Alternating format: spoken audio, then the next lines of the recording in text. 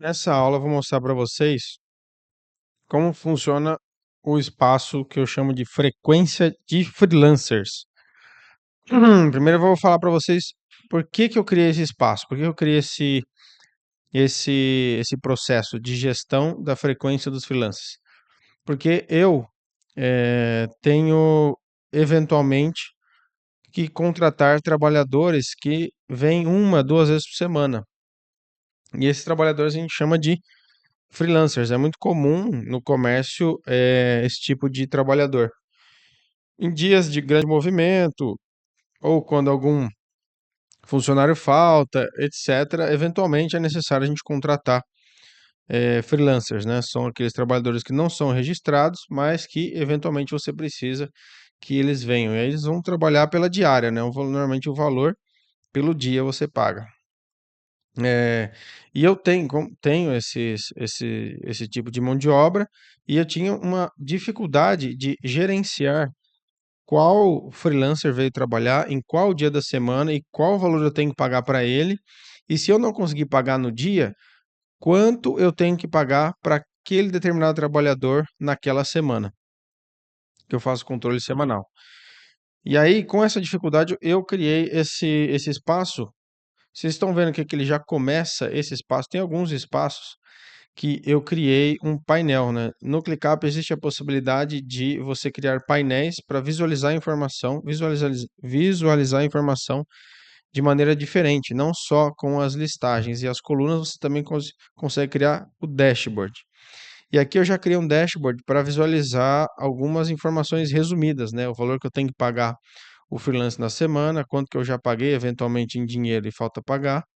Quanto que eu gastei de freelance por dia, tá vendo? Então, aqui por dia, o valor que eu gastei. Se algum freelancer eu chamei, ele faltou.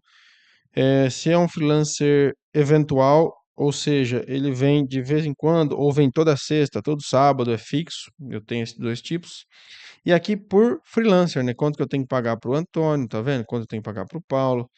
E assim vai. Então, fecha a semana e eu tenho as informações para eu poder pagar os freelancers e, de maneira resumida, ter essa informação rápida na mão. Eu já consigo comparar com a semana passada, que está zerado porque é uma base de teste. Não cadastrei ninguém na semana passada, mas eu consigo comparar essa semana, que está aqui 760 com a semana passada. Esse mês o total quanto que eu gastei e quanto eu gastei mês passado, tá? Então isso aqui é um painel. Como que essas informações são alimentadas, né? Eu tenho a parte de listagem das informações, onde o meu gerente, no caso quem faz é o meu gerente, aí você vê no seu caso, se é você que vai fazer, se é um funcionário, se é o gestor, ele vai e ele cria o dia do freelancer aqui. Então, por exemplo, o Paulo. Vamos supor que o Paulo veio sábado. Então, ele registra Paulo sábado. Ele coloca o valor do Paulo. Vamos supor que no sábado seja 80. Cadastra as informações. Paulo veio de dia.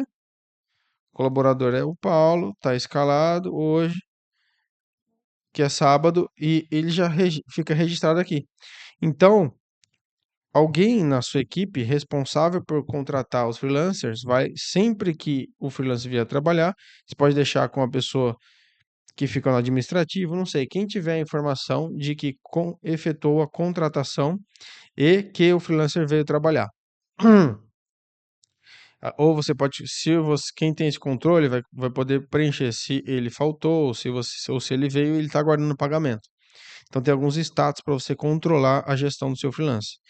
E depois você ou o financeiro vai poder acessar essa informação, então pode ver pela lista. Ah, então o Antônio Lemos trabalhou esses dias, tá vendo? 6 dias, eu tenho que pagar 420 para ele. A Maria Godinho trabalhou 2 dias, eu tenho que pagar 150 e assim vai. Conforme você vai pagando, você vai mudando o status para pago. Entendeu? Então vamos supor que eu já tivesse pagado a Maria Godinho. Então na segunda-feira, o dia que eu efetuo os pagamentos, eu ia ter essa informação aqui e não ia precisar pagar ela, entendeu? Só ia ter que pagar os outros freelancers. Então assim eu faço o controle de qual foi a frequência dos freelancers, qual freelancer veio, que dia veio, qual é o valor que eu tenho que pagar para cada um, qual é o valor que eu tenho que pagar no total e quanto que eu já paguei e quanto que eu tenho a pagar. Então você viu que eu incluí um registro de freelancer a mais ele já aumentou no valor total, eu coloquei mais um como pago, já aumentou o valor pago e ia pagar 690. Então, com essa informação, aí depois eu tiro ainda relatórios maiores, quanto que eu gasto em média de freelance por mês, por semana, por dia, por turno.